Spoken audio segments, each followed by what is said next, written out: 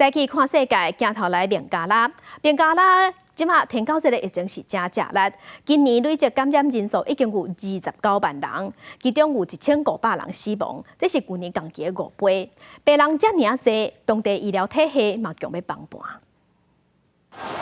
病医人直统统，病人找无床位。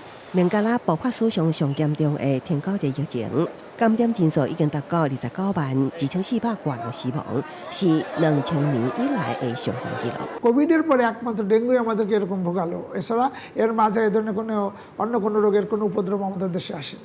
长期研究网虫的孟加拉唐世家动物学家巴萨表示，第伊25年研究生涯中，从来没看过这样严重的天狗节疫情。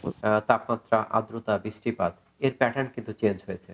এখন অক্টোবর মাসের মাঝামাঝি সময়, এই সময় আমরা যে বৃষ্টিপাত দেখছি বর্ষাকালের মতো, এটি তো একটি জলবায়ু পরিবর্তনের ফলেই এই যে সিজনাল প্যাটার্নের চেঞ্জ এটি ঘটেছে। আর যখনই মৌসুম পরিবর্তন হয়েছে6月到9月是南亚的雨季，变雪斑蠓伫这段期间上抢狂。以前这种蠓仔只会伫清气的水叶生产，日射工程散播病毒。也毋过经过3年的研究，巴萨发现白线斑蠓适应气候变化，会当伫任何类型的水叶生存生产，也会伫暗时出入工程。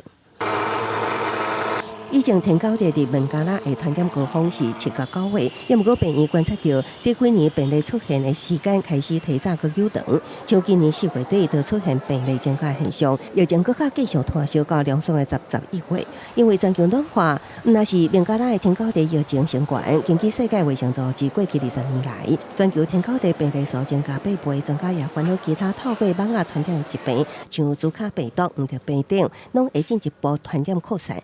公司新闻江文编译。